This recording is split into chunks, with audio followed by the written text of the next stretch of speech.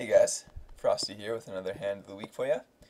This was a hand that I played at a 200 no limit table on March 26th, it looks like, and it was kind of interesting because the villain takes a very strange line, and the whole hand kind of plays out in a real non-standard fashion, I guess.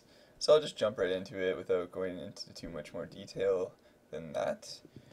And you'll see it folds to us here with Queen Jack in early-ish position, middle position, under the gun +2. And I decided to open Queen Jack offsuit, which is sort of on the loose side, but I do it because I want to be playing a hand with a small blind here, who seems pretty fishy. I think he was playing a lot of hands and ran up his stack a bit, it looks like. So I'm definitely looking to play pots with him in position with a hand, with anything playable basically. So Queen Jack certainly fits that criteria. It's going to fold, and another regular player calls us, and the small blind does come along, and then the big blind folds. And we could get a pretty good flop for a hand here with middle two pair. And the villain is actually going to donk out half pot, and then I have a bit of a decision to make. Usually when I see these bets from fishier players, they usually aren't like nutted hands.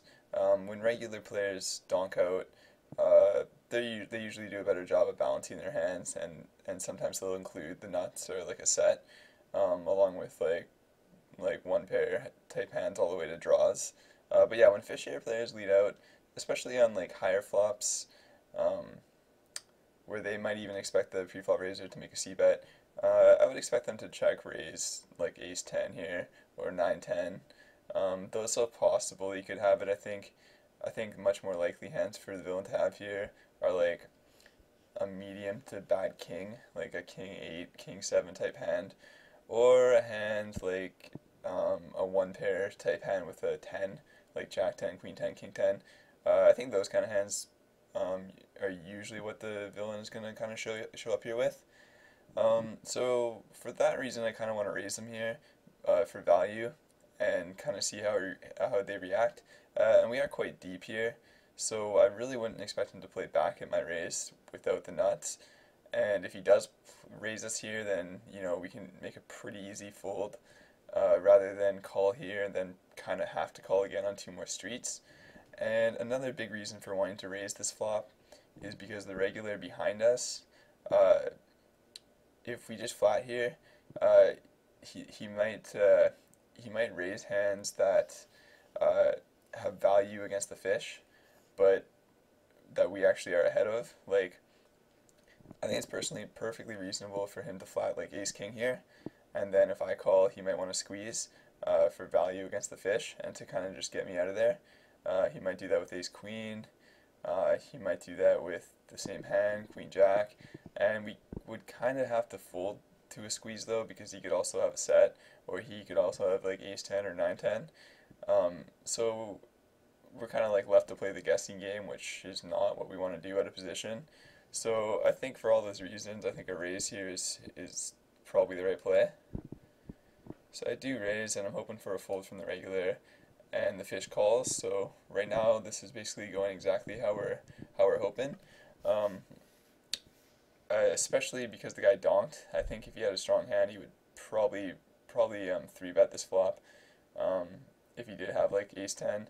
So I'm pretty sure I have the best hand here, and I'm really hoping the turn and the river will obviously either give me a full house or just our total brick cards, like anything lower than a 9, and I'll be pretty happy.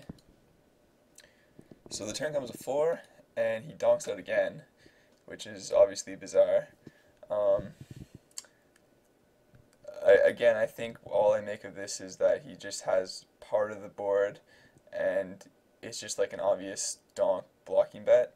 So I don't really want to call this. I think I have enough value to raise here again, and I think I raised to $78. Yeah, which I think is decent sizing. I think it's pretty good. I think it'll be enough to keep him in there with those hands that we have beat, and it still gives us enough room to maybe fold if he shoves on us, if he was like taking a really weird line with the nuts. But I'm not sure if I would fold or not, just given my read. I would probably, it's kind of hard to tell tell afterwards. I'd probably have to make an in-game decision and just kind of base it on timing tells or what I was just feeling at that moment. But I think it's much more likely for him to just fold here or call. And he does call. And the river completely bricks out again, which is nice to see. And then he donks again for $52. So he's taking a really fishy line, obviously. And I still feel like I have the best hand here. I think folding is just out of the question. It's just whether I want to raise or not. And I don't know. I mean, it's like one thing to go with my read that he's got that one pair type hand, but I can't be sure, like without actually seeing this guy's showdown cards before. Like I don't think I've ever seen this guy go to showdown before. I probably haven't played too many hands with him, so I don't know. I think it's close between shoving and calling, but I think shoving's pretty thin in this spot.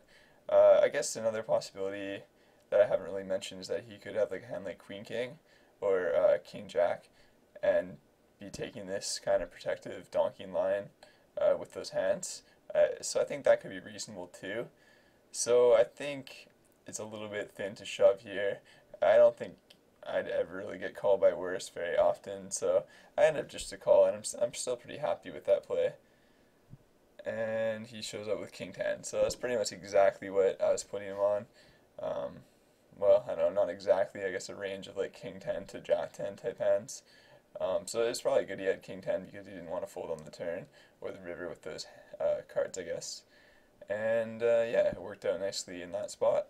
And yeah, I just thought it was kind of a neat hand. And I don't know if it teaches too many lessons other than to kind of try to decipher what kind of hand he has on the flop and then just go with it from there.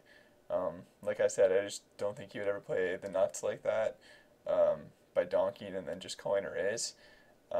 So yeah, I think it was just a situation where I made my read on the flop and then just stuck with it on the turn in the river. So yeah, I hope you guys enjoyed it, enjoyed the hand, and I'll catch you next time.